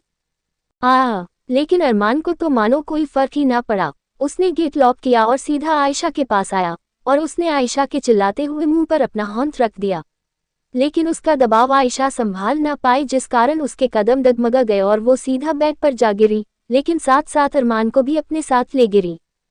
इस पल अरमान के शरीर का भार आयशा के ऊपर था, उसका हाथ आयशा के मुंह पर, और आयशा आंख फाड़े उसे देखे जा रही थी। कुछ पल के लिए तो अरमान भी उसकी मोटी मोटी आंखों में देखता रह गया। दोनों के चेहरे बेहद नजदीक थे और यहाँ आयशा के दिल की धड़कनें बढ़ गई। उसे समझ नहीं आ रहा था कि भला एक दिन में ये आदमी उसे और कितने झटके देगा। अगर गलती से भी चिल्लाए तो अगली बार इस हाथ से नहीं बल्कि सीधा अपने होंठों से तुम्हारे होंठ बंद करूंगा। अरमान ने बेहद धीरे से उसकी आंखों में देख कहा, और ये सुन आयशा के दिल की रफ्तार बढ़ गई। लेकिन तभी उसे होश आया कि वो किस हाल में अरमान के सामने लेटी है। ये देखते ही वो अरमान के सीने पर हाथ रख उसे दूर करने की कोशिश में लग गई, लेकिन उसी पल अरमान ने उसकी पतली सी कलायों को बेहद ही एफर्टलेसली अपने एक हाथ की मुट्ठी में दबोच लिया और उसकी आंखों में देख बोला, जब से मिली हो तब से दिमाग खराब कर डाला है तुमने मेरा। जहां आज तक मेरी सोच पर सिर्फ मेरा काबू रहा है, वहां आज तुमने पहली दफा अपना कब्जा कर लिया। नोट फैट डार्लिंग, अगली बार इस मेंशन के उस हिस्से में दिखाई भी मत दे जाना जहां मैं रहता हूं, और कोशिश करना कि मेरे सामने भी ना आ जाओ वरना। कहते हुए अरमान ने अपना चेहरा थोड़ा और झुकाया, जिससे उसकी नाक आयशा की नाक से टकराने लगी, वरना पछताने का भी मौका नहीं मिलेगा तुम्हें। कहकर अरमान एक झटके में आयशा के ऊपर से हट गया और यहाँ आयशा ने तुरंत बेड पर पीछे खिसकते हुए उस ब्लैंकेट को फौरन अपने हाफ नेकेड शरीर पर डाल खुद को ढक लिया। उसकी इस हरकत पर अरमान मुस्कुराया और वहां से जाने लगा, लेकिन दरवाजे तक पहुंचा ही था कि तभी उसने बिना मुड़े ही कहा, और नेक्स्ट टाइम कपड़े गेट लॉक करके चेंज करना, वरना कहीं ऐसा ना हो कि तुम्हारी गर्दन के 3 इंच नीचे तुम्हारी पीठ पर जो छोटा सा काला तिल है वो सबकी नजर में आ जाए। अरमान की इस बात पर आयशा का शर्म से चेहरा लाल पड़ गया। वो तिल, जिसे आज तक खुद वो ढंग से नहीं देख पाई थी, उस पर एक अजनबी की नजर पड़ चुकी थी। आयशा का पूरा शरीर कांप उठा, उसकी आंखें नम हो गई और अरमान के जाते ही उसने वो ब्लैंकेट खुद के ऊपर लपेटी और सीधा जाकर दरवाजा लोककर उस दरवाजे से पीठ लगाकर खड़ी हो गई। कितना बदतमीज इंसान है ये, समझते क्या है ये खुद को? मैनर्स नाम की भी कोई चीज होती है जो शायद इनके अंदर जरा सी भी नहीं है। अरे खुद मेरे बिना बताए मेरे कमरे में घुसे चले आए और बोलते हैं कि मैं उनसे दूर रहूं। मुझे क्या कोई शौक है इस बदतमीज बेहुदे इंसान के पास जाने का? आयशा इस समय बेहद गुस्से में थी और तभी उसे एक बार फिर याद आया कि अरमान ने आज उसे किस हालत में देखा है। ये याद आते ही वो अपना चेहरा छिपाकर जमीन पर बैठ गई और शर्म से भर उठी। भला अब कैसे फेस करेगी वो अरमान को? ये सोच सोचकर ही उसका दिमाग खराबा हुआ जा रहा था। तो वही बाहर अरमान अपनी पोर्श कार में आकर ड्राइविंग सीट पर बैठ गया। उसके दिमाग से आयशा की छवि जाने का नाम ही नहीं ले रही थी। उसके सामने तो उसने खुद को रोक लिया था, पर सच्चाई तो ये थी कि वो पागल हो गया था उसके फुर्सत से तराशे हुए जिस्म को देख। उसकी सांसें बेहद तेज चल रही थी। उसने एक हाथ स्टीयरिंग पर रखा और फिर आंख बंद कर अपना सिर कार की सीट से टिका लिया, और अब वो सीन उसकी आंखों में चलने लगा, जिसे देख अरमान के अंदर हलचल मच चुकी थी। आयशा की वो गोरी सी पीठ, जिस पर सिर्फ एक पतली सी काले रंग की स्ट्रेप थी, जिसके कुछ ऊपर था वो काला तिल जो उसके कयामत जिस्म पर नजर के टीके का काम कर रहा था। उफ, अरमान पागल हुआ जा रहा था। ये उसकी जिंदगी की दूसरी ऐसी लड़की है जिसे छूने के लिए वो इस कदर मचल रहा था। और पहली कौन? पहली वो जिसके साथ उसने वो रात गुजारी थी। लेकिन अरमान खुद ये समझने में नाकामयाब था कि एक साथ 2 लड़कियों के लिए वो एक जैसा कैसे महसूस कर सकता है। पर इस बात से वो पूरी तरह बेखबर था कि ये लड़की तो वही थी जिसे ढूंढने के लिए हंसने एड़ी चोटी का जोर लगा डाला है। अरमान अपनी उलझनों में फंसा ही था कि उसी पल उसका फोन बजा। ये सुन उसने आंख खोली और फिर कॉलर आईडी को देख उसने ब्लूटूथ निकाला और उस अपने कान से लगाते हुए फोन अटेंड कर गाड़ी स्टार्ट कर वहां से आगे बढ़ गया। इधर फोन पे शौर्य ने कहा, अरमान एक बहुत इंपॉर्टेंट चीज पता चली है उस लड़की को लेकर। ये सुन अरमान ने तुरंत कहा, क्या पता चला है? हमें एक सीसीटीवी फुटेज मिला है, तू बस जल्दी यहाँ पर आ ताकि वो फुटेज हम तुझे दिखा सके। शौर्य की इस बात पर अरमान के दिल की धड़कनें बढ़ गए। ओके कहकर उसने फोन काटा और फिर एक हाथ स्टीयरिंग पर मारते हुए बोला, फाइनली कंटिन्यूड। क्या होगा उस सीसीटीवी फुटेज में और कैसा रिएक्शन होने वाला है अरमान का ये जानने के बाद कि जिस लड़की को उसने पूरे शहर में ढूंढ डाला वो तो खुद उसके घर में उसके साथ है, जिसे अभी अभी वो डरा धमका कर आया है। कब आएगी आयशा की सच्चाई अरमान के सामने? जानने के लिए सुनते रहिए। चेन्नई। अरमान मलिक के एक इशारे पर लड़कियां उसके बिस्तर पर आ जाती है। अरमान कुछ घंटों का तय करके एक होटल के किसी रूम में आया जहां ऑलरेडी उसके कई आदमी बैठे थे और साथ ही साथ उसका दोस्त शौर्य खुराना दिखने में कम नहीं था, लगभग अरमान की ही उम्र का था वो।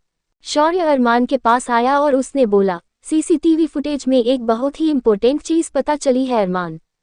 कहते हुए वो डेस्क पर आया और साथ ही अरमान ने उस डेस्क के पास रखी चेयर पर बैठते हुए सामने खुले पीसी में एक फुटेज देखा। साथ ही साथ शौर्य ने स्क्रीन पर चल रहे फुटेज को देख कहा, इसमें ज्यादा क्लियर तो पता नहीं चल पा रहा है लेकिन एटलीस्ट हमें उस लड़की का स्ट्रक्चर दिख रहा है। अरमान शौर्य की बात सुने जा रहा था, साथ ही उसकी नजरें स्क्रीन पर चल रहे वीडियो पर थी जिसमें दो लड़के एक लड़की को अपने साथ ले जा रहे थे। उस लड़की के हाथ उन दोनों लड़कों के कंधे पर रखे थे और दिखने से बिल्कुल ऐसा लग रहा था कि वो लड़की होश में नहीं है। अरमान की नजरें तो बस उस लड़की पर जाकर थम गई। उसने फुटेज चला रहे आदमी से कहा, यहाँ पे जूम करो। वो वीडियो जूम हुआ और कुछ हद तक अरमान उस लड़की का चेहरा देख पा रहा था लेकिन फिर भी सब कुछ काफी ब्लर था, इसलिए कुछ भी क्लियर समझ में नहीं आ रहा था। तभी शौर्य ने कहा, बड़ी मुश्किल से हमें बस ये क्लू मिल पाया है और जो दोनों लड़के थे उन्हें तो तूने ऑन द स्पॉट मार डाला। एटलीस्ट थोड़ा सा तो पेशेंस रखना चाहिए था तुझे, वरना अभी तक हमें उन लड़कों से ही काफी कुछ पता चल जाता। लेकिन मुझे समझ नहीं आ रहा कि आखिर उस लड़की में ऐसा क्या है। जबकि अरमान मलिक के एक इशारे पर लड़कियां उसके बिस्तर पर आ जाती है और एक तू है जो उस लड़की को ढूंढने में लगा है जिसकी तूने शक्ल तक नहीं देखो। मगर अरमान का ध्यान तो शौर्य की बातों पर अब था ही नहीं, वो तो बस एकटक उस लड़की के देखे जा रहा था कि तभी उसने स्क्रीन पर नजरें जमाए कहा, इस फोटो को जितना मॉडिफाई कर सकते हो करो, आई वॉन्ट क्लियर इमेज। ये सुन शौर्य ने एक गहरी सांस ली और कहा, ओके बट थोड़ा टाइम लगेगा। I don't give a dam, तुम्हें जितना टाइम लेना है लो, बट मुझे इसकी क्लियर इमेज चाहिए। अरमान ने अपनी ठंडी आवाज में कहा, जिसे सुन शौर्य ने अपनी गर्दन हिला दी। दूसरी तरफ आयशा इस समय अपने कॉलेज के सामने खड़ी थी जहां उसने न्यू एडमिशन लिया था। मुंबई अचानक से छोड़ने की वजह से सब कुछ बहुत कॉम्प्लिकेटेड हो गया था, लेकिन शरद ने अपने पैसे और पावर के दम पर आयशा को बेस्ट से बेस्ट कॉलेज में एडमिशन दिलवा दिया था। आयशा इस समय अपने कॉलेज के सामने खड़ी थी जहां उसने न्यू एडमिशन लिया था। मुंबई अचानक से छोड़ने की वजह से सब कुछ बहुत कॉम्प्लिकेटेड हो गया था, लेकिन शरद ने अपने पैसे और पावर के दम पर आयशा को बेस्ट से बेस्ट कॉलेज में एडमिशन दिलवा दिया था। वो कॉलेज के अंदर गई और तभी उसके सामने कॉलेज के प्रिंसिपल आए। Welcome miss Ayesha, I am a principle of this college. अपना वेलकम एक प्रिंसिपल के थ्रू होते देख आयशा को थोड़ा अजीब लगा। तभी प्रिंसिपल ने कहा, मुझे मिस्टर मलिक ने सब बता दिया है, एंड डोंट वरी, आपको यहाँ किसी भी चीज की कमी नहीं होगी। आयशा समझ गई कि ये स्पेशल ट्रीटमेंट शरद की वजह से उसे मिल रहा है। Thank you so much sir, Ayesha ने कहा। आओ मैं तुम्हें तुम्हारी क्लास दिखाता हूँ, कहकर प्रिंसिपल आयशा को उसकी क्लास में ले गए। इस वक्त उस क्लास में कोई प्रोफेसर नहीं थे, इसलिए सभी स्टूडेंट्स बातों में व्यस्त थे, लेकिन प्रिंसिपल को देखते ही सब शांत हो गए और उन्होंने गुड आफ्टरनून विश किया। सिट स्टूडेंट्स, और आज मैं तुम्हें इंट्रोड्यूस कराने जा रहा हूँ इस क्लास की न्यू स्टूडेंट से, कहकर प्रिंसिपल ने आयशा को देखा। Meet Ayesha Mukherjee, our new student, कहकर उन्होंने उस क्लास के सबसे होनहार लड़के रोनित से कहा, रोनित, अभी तक आयशा की जितनी भी क्लासेज मिस हुई है उनके नोट्स इसे दे देना। तो वही रोनित जो कि 21 साल का था, वो आयशा की खूबसूरती को देखता ही रह गया। और अकेला रोनित क्या, बल्कि वहां मौजूद हर लड़का आयशा को एकटक देखे जा रहा था। ओके सर, रोनित ने कहा। तभी प्रिंसिपल ने आयशा को आगे वाले बेंच पर एक लड़की के साथ बैठने का इशारा करते हुए कहा, सिट डाउन आयशा। ये सुन आयशा ने अपना सर हिला दिया और जाकर एक लड़की के साथ बैठ गई। और इधर कुछ ही समय में प्रिंसिपल के जाते ही सभी स्टूडेंट्स बातों में लग गए और इस बार उनकी में बातों में जिक्र सिर्फ और सिर्फ आयशा का था, जिससे बेशक आयशा को काफी अजीब महसूस हुआ। तभी उसके साथ बैठी लड़की ने कहा, हाय, आई एम प्राची शर्मा।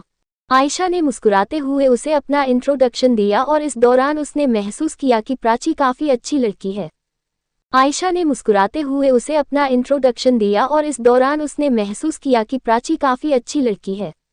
उन दोनों में काफी बातें हुई, जिसके बाद प्राची ने आयशा से कहा, वैसे काफी बनने वाली है हक दोनों की। उन दोनों में काफी बातें हुई, जिसके बाद प्राची ने आयशा से कहा, वैसे काफी बनने वाली है हक दोनों की। ये सुन आयशा ने भी मुस्कुराते हुए अपना सिर हिला दिया, हाँ। ये सुन आयशा ने भी मुस्कुराते हुए अपना सिर हिला दिया, हाँ। उसी पल उसके पास रोनित आया, हाय आयशा। रोनित हियर। उसी पल उसके पास रोनित आया, हाय आयशा। रोनित हियर कहकर रोनित ने अपना एक हाथ आगे बढ़ाया, जिसे देख आयशा जरा सकुचाई, लेकिन फिर उसने रोनित से हाथ मिलाते हुए कहा, आयशा मुखर्जी।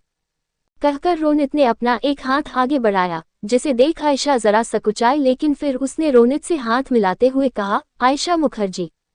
बेहद खूबसूरत नाम, बिल्कुल तुम्हारी तरह। रोनित ने बेहद ही रूमानी अंदाज में एकटक आयशा को देखते हुए कहा।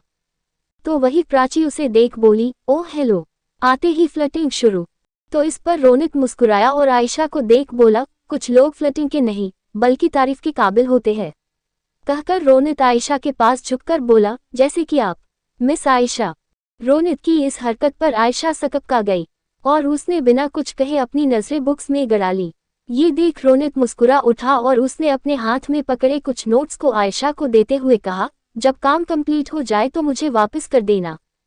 आयशा ने बिना रोनित से नजरें मिलाए उन नोट्स को ले लिया और कहा, थैंक यू। उसकी इस अदा पर रोनित मदहोशी से आयशा को देखते हुए धीरे से बोला, माय प्लेजर आयशा। और इतना कहकर वो अपनी सीट पर बढ़ गया। इधर प्राची ने आयशा से कहा, बुरा मत मानना उसकी बात का, अच्छा लड़का है वो, बस तुमसे हंसी मजाक कर रहा था। आयशा ने मुस्कुराते हुए कहा और अपने काम में लगी गई। एक के बाद एक क्लासेज लगती गई और इसी तरह शाम हो गई। क्योंकि इस समय एक्स्ट्रा क्लासेज चल रही थी, इसलिए काफी देर तक क्लास चलती रही आयशा की और लगभग 7 बजे उसकी छुट्टी हुई। वो बाहर आकर ड्राइवर का वेट करने लगी और धीरे धीरे सभी स्टूडेंट्स जाने लगे, लेकिन काफी देर हो गई और ड्राइवर अब तक नहीं पहुंचा था, जिस वजह से उसे शरद को कॉल करना पड़ा। मिस्टर मलिक, मैं लगभग 45 मिनट से यहाँ ड्राइवर का वेट कर रही हूँ, लेकिन अभी तक कोई नहीं आया। आयशा ने परेशानी से कहा, क्या ऐसा कैसे हो सकता है? रुको बेटा, मैं अभी बताता हूँ।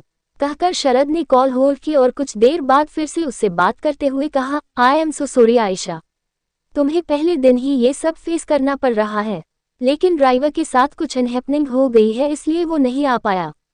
लेकिन अब अगर घर से भी मैं नया ड्राइवर भेजूंगा फिर तो बहुत टाइम हो जाएगा।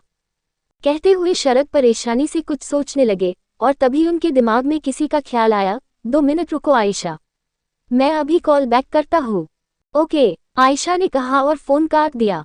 इधर अरमान, जो इस वक्त एक जरूरी काम में व्यस्त था, उसे अचानक से शरद का फोन आया, जिसे पहली बार में तो उसने पिक नहीं किया, लेकिन बार बार उनके कॉल करने की वजह से उसने फोन रिसीव किया और कहा, व्हाट हैपेंड डैड, मैं इस वक्त बिजी हूँ। तो इस पर शरद बोले, लिसन टू मी अरमान, मुझे भी एक अर्जेंट वर्क है तुमसे। बोलिए। एक्चुअली आयशा इस समय अपने कॉलेज के पास अकेली है। ड्राइवर को भेजा था उसे पिक करने के लिए, लेकिन किसी वजह से वो नहीं पहुंच पाया और अब अगर दोबारा घर से किसी ड्राइवर को भेजा तो काफी लेट हो जाएगा। डैड, आपको जो कहना है क्लियर कहिए।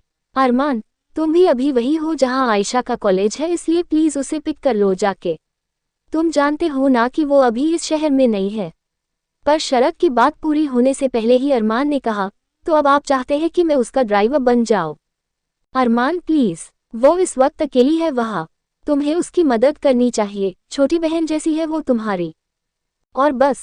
छोटी बहन सुनते ही अरमान का खून खौल उठा, बस करिए आप, ना मैं उसका भाई हूँ और ना वो मेरी बहन, सुना आपने? कहकर अरमान ने बिना शरद की बात सुने गुस्से में फोन काट दिया।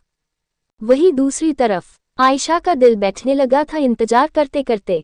कुछ देर पहले शरद का कॉल आया था उसे ये बताने के लिए कि वो नया ड्राइवर भेज रहे हैं, लेकिन आखिर कब तक वो इंतजार करती। ऊपर से राह चलता हर शख्स उसे घूरते हुए जा रहा था, जिससे आयशा को बेहद घबराहट होने लगी। लेकिन तभी उसके कान के एक आवाज़ पड़ी, हे। ये आवाज़ सुन आयशा मुड़ी तो उसने अपने सामने रोनित को खड़ा पाया। तुम अब तक यहीं पर हो? गई नहीं अभी तक? रोनित ने हैरानी से कहा। वो, मेरा ड्राइवर अभी तक नहीं आया, आयशा ने नर्वसनेस के साथ कहा। रोनित, अरे तो चलो मैं छोड़ देता हूँ। आयशा, नहीं थैंक यू, मेरा ड्राइवर आता ही होगा। रोनित, बात मानो आयशा, काफी रात हो गई है और इस टाइम ट्रैफिक भी बहुत होगा, पता नहीं कब तक ड्राइवर यहाँ पहुँचे। ऐसे में तुम्हारा यहाँ अकेले रुलना सेफ नहीं। आयशा को समझ नहीं आ रहा था कि क्या कहे। क्या हुआ? मुझ पर ट्रस्ट नहीं है? तुम चाहो तो अपने घर में किसी को इन्फॉर्म करके बता सकती हो कि तुम मेरे साथ आ रही हो, ताकि तुम्हें डर ना रहे। रोनित की इस बात पर आयशा को उस पर यकीन होने लगा था और फिर वो अब यहाँ रुकना भी नहीं चाहती थी, इसलिए उसने अपनी गर्दन हिला दी। Okay, thank you. ये सुन रोनित ने मुस्कुराते हुए आयशा को कार में बैठने का इशारा किया और आयशा कुछ ही देर में उसके साथ पैसेंजर सीट पर आ बैठी। दूसरी तरफ से रोनित भी आकर ड्राइविंग सीट पर बैठ गया और उसने कार शुरू कर दी। वैसे थैंक यू, रोनित ने ड्राइव करते हुए कहा। किस लिए? मुझ पर ट्रस्ट करने के लिए, रोनित ने मुस्कुराते हुए उसे देख कहा। उसकी कार ने कुछ दूरी तक सफर तय किया ही था कि तभी एक कार बेहद ही स्पीड से उसे ओवरटेक करते हुए अचानक से उसके आगे आकर खड़ी हो गई। ये सब इतनी जल्दबाजी में हुआ कि रोनित की कार डिसबैलेंस हो गई, लेकिन उसने जैसे तैसे ब्रेक्स लगा लिए और इधर आयशा भी हैरान रह गई इस अचानक हुए इंसिडेंट से। तभी रोनित ने गुस्से में कार से बाहर अपना सिर निकाला और उसके सामने खड़ी कार को देख कहा, अबे अंधा है क्या? देखकर नहीं चला सकता? और तभी उसके सामने खड़ी कार से एक शख्स बाहर निकला जिसकी आंखों पर इस समय काला चश्मा चढ़ा था और ये कयामत दिखने वाला शख्स कोई और नहीं बल्कि अरमान मलिक था। अरमान को वहां देख आयशा की आंखें हैरानी के मारे फैल गई, लेकिन इतने में ही अरमान उसके पास आया और उसने आयशा को देख ठंडी आवाज में कहा, बाहर निकलो। उसकी बात सुन आयशा दंग रह गई और आंखें फाड़े बस उसे देखती ही रह गई। कंटिन्यूड। अचानक से अरमान के वहां आने की क्या वजह थी और क्या बवाल होने वाला था अरमान की अचानक से की गई इस हरकत का? जानने के लिए सुनते रहिए। नेक्स्ट चैप्टर बहुत रोमांटिक होने वाला है, इसलिए जितनी जल्दी आप इस चैप्टर पर 40 जोड़ लाइक्स कर देंगे उतनी जल्दी मैं नेक्स्ट पार्ट डाल दूंगी। CH10 wild and passionate kiss and breathe baby girl breathe. Arman इस वक्त आंखों पर काले चश्मे चढ़ाए आयशा के सामने खड़ा था, तो वही आयशा उसे हैरानी से देखने लगी। इधर रोनित गुस्से में बाहर निकला और उसने अरमान के सामने आकर कहा, एक्सक्यूज मी मिस्टर, कौन है आप? लेकिन अरमान ने रोनित को देखा तक नहीं, उसकी नजरें तो बस आयशा पर टिकी थी। आयशा उसके इतनी इंटेंसिटी से देखने की वजह से उससे नजरें चुराने लगी। तो वही रोनित ने अरमान की नजरें आयशा पर देख कहा, उसे क्या देख रहे हो? हाँ, मुझे देखकर बात करो और ये बताओ हो कौन तुम? पर अरमान ने रोनित को पूरी तरह से अनदेखा करते हुए उसी तरह आयशा को देख कहा, मैंने कहा बाहर निकलो। ये सुन आयशा ने एक पल की उसे देख, लेकिन इस बार गुस्से में रोनित उन दोनों के बीच आते हुए कहा, नहीं निकलेगी वो बाहर, बता क्या कर लेगा? तो ये सुन अरमान मुस्कुराया और उसने अपनी आंखों से चश्मा उतारते हुए कहा, बच्चा है तू मेरे सामने, इसलिए ज्यादा शैतानी मत कर, चुपचाप अपनी ड्राइविंग सीट पे जाके बैठ और निकल यहाँ से। कहकर अरमान ने आगे बढ़कर आयशा की तरफ का कार का गेट खोला और कहा, तुम्हें सुनाई नहीं देता एक बार में? मैंने कहा बाहर निकलो। तो इस बार रोनित आपे से बाहर हो गया और जैसे ही अरमान पर चिल्लाने को हुआ उसी पल आयशा तुरंत कार से बाहर निकल आए और उसने रोनित को रोकते हुए कहा, रख रोनित प्लीज स्टॉप इट, मैं जानती हूँ इन्हें। आयशा की इस बात पर रोनित हैरानी से उसे देखने लगा। क्या तुम जानती हो? हाँ, कौन है ये? रोनित के इस सवाल पर आयशा सोच में पड़ गई कि अब वो क्या कहे। बताओ ना, कौन है ये? रोनित ने फिर कहा और इस बार आयशा ने कहा, वो ये मेरे भाई है। और बस, अब तो आयशा को भगवान ही बचाए। अरमान का खून खौल उठा ये सुन, लेकिन आयशा उसके इस भयानक रूप से अनजान थी। इधर रोनित को भी राहत मिली जब आयशा ने अरमान को अपना भाई बताया। ओह सॉरी, मुझे लगा कि इन्हें तुम जानती नहीं हो, कहकर रोनित ने मुस्कुराते हुए अरमान को देखा। ठीक है फिर, अब जब तुम्हारे भाई आ ही गए हैं तो फिर मैं चलता हूँ, बाय, कहकर रोनित वहां से चला गया। उसके जाते ही आयशा ने अरमान को जैसे ही मुड़कर देखा तो उसने अपने थूक निगल लिया, क्योंकि अरमान के चेहरे पर मौजूद ठंडे लहजे को देख वो डर गई। चले, उसने डरते हुए पूछा। तो इधर अरमान ने उससे कुछ नहीं कहा और सीधा आगे जाकर अपनी महंगी कार में आकर बैठ गया। उसे देख आयशा भी पीछे पीछे उसके साथ पैसेंजर सीट पर आ बैठी। उसे इस वक्त बहुत डर लग रहा था, जबकि अरमान ने तो अभी तक कुछ कहा भी नहीं था, तब भी आयशा की हालत खराब हो गई। इधर अरमान ने अपनी कार शुरू की और कुछ ही पलों में वहां से रवाना हो गया। तो वही आयशा चुपचाप पूरे रास्ते खामोश बैठी रही। कार ने कुछ दूरी का सफर तय किया था कि तभी एक खाली जगह पर आकर अरमान ने अपनी कार रोक दी और अपनी सीट बेल्ट निकालते हुए बिना किसी एक्सप्रेशन के बोला, बाहर निकलो। ये देख आयशा को हैरानी हुई कि अरमान आखिर करने क्या जा रहा है, लेकिन वो उससे कोई बहस नहीं करना चाहती थी, इसलिए उसके कहे अनुसार वो कार से बाहर निकलने लगी। इतने में ही अरमान कार से उतरकर उसकी तरफ आ गया और उसने आयशा के बाहर निकलने से पहले ही उसे बाहर खींच लिया और फिर बैक दरवाज़ा खोलते हुए उसे बैक सीट पर धक्का दे दिया, जिसे देख आयशा दंग रह गई। लेकिन इससे पहले वो आगे कुछ भी सोच या समझ पाती कि तभी अरमान उसके ऊपर चढ़ गया और अगले ही पल कुछ ऐसा हुआ जिसके चलते आयशा की आंखें फटी की फटी रह गई। अरमान के होंठ आयशा के नर्म और मुलायम होंठों के ऊपर थे और अरमान ने अपने सख्त होंठों से उसे चूम डाला। कुछ पल के लिए तो आयशा के पूरे दिमाग ने ही प्रोसेस करना बंद कर दिया था। वो ब्लैंक हो चुकी थी पूरी तरह से। अगर वो उस काली रात को अपनी जिंदगी से हटा दे तो ये उसकी पहली किस थी जो किसने छीनी? अरमान मलिक ने, जिसे कुछ ही देर पहले उसने अपना भाई कहकर इंट्रोड्यूस कराया था। जहां आयशा का पूरा शरीर सुन्न पड़ चुका था, वही अरमान तो मानो उसके होंठों को खाए जा रहा था। वो उसे किस नहीं कर रहा था बल्कि खा रहा था, वो भी इस कदर मानो आयशा के होंठ उसकी फेवरेट डिश हों। अपनी जिंदगी में पहली बार उसने किसी को इतने पैशनेटली किस किया था। वो एक तरफ अपना गुस्सा भी उतार रहा तो दूसरी तरफ आयशा के होंठों का स्वाद लगते ही पागल भी हो चुका था। उसने कसके आयशा की दोनों कलाया को अपनी मुट्ठी में जकड़ लिया और अब उसके लबों को गहराई के साथ चूमने लगा। आयशा के तो होंठ दर्द हो गए उसकी इस किस की वजह से, क्योंकि अरमान ने अपने शरीर का पूरा जोर उसके नाजुक से होंठों पर लगा दिया था, जिससे बेशक वो दर्द से भर उठी। कि तभी अरमान ने महसूस किया कि आयशा सांस नहीं ले रही है, इसलिए उसने अगले ही पल उसे अपने साथ उठा लिया और अब वो दोनों कुछ ऐसी पोजीशन में बैठे कि आयशा का नर्म सीना अरमान के सख्त सीने से जुड़ा था और उसके दोनों पैर अरमान की कमर के इर्द गिर्द फंसे थे। तो वही अरमान ने अपने दोनों हाथों को उसकी पीठ पर जकड़ रखा था और फिर उसकी गर्दन में अपने होंठ फंसाते हुए आयशा की पीठ सहलाते हर बोला, breathe baby girl breathe. Ayesha गहरी गहरी सांसें लेने लगी, क्योंकि कुछ पलों पहले तक तो उसका सांस लेना ही दूभर हो गया था। उसके छोटे छोटे हाथ मजबूती से अरमान के सीने पर जकड़े थे और वो लंबी लंबी सांसें भरने लगी कि तभी अरमान ने उसकी गर्दन को पकड़ा और फिर उसका चेहरा अपने चेहरे के सामने कर बेहद ही शिद्दत से उसके चेहरे को देखने लगा। आयशा की आंखें बंद थी और अरमान देख सकता था कि वो कितने स्ट्रगल कर रही है सांस लेने के लिए, कि तभी अरमान ने अपने होंठों से आयशा के होंठों के किनारे बने उस छोटे तिल को अपने दांतों तले दबा लिया और इस पर आयशा सिसक उठी। ससस आह! आयशा ने कसके अपने नाखून अरमान कर कंधों पर गड़ा दिए तो वही अरमान ने उसी तिल को अपने होंठों से सहलाते हुए कहा था ना, अगर अगली बार तुम्हारे इन होंठों ने गलती से भी मुझे भाई कहा तो 1 मिनट के लिए भी नहीं सोचूंगा इन्हीं कांपते होंठों को चूमने के लिए। और अरमान के इस शब्दों को सुन आयशा पूरी तरह कांप उठी। कंटिन्यूड। अब कैसे जवाब देगी आयशा अरमान की इस किस का? और क्या अरमान को ये सच पता चल चुका है कि आयशा ही वो लड़की है? जानने के लिए सुनते रहिए। मैंने कहा था ना, नेक्स्ट चैप्टर रोमांटिक होने वाला है, लेकिन अभी तो बस शुरुआत है।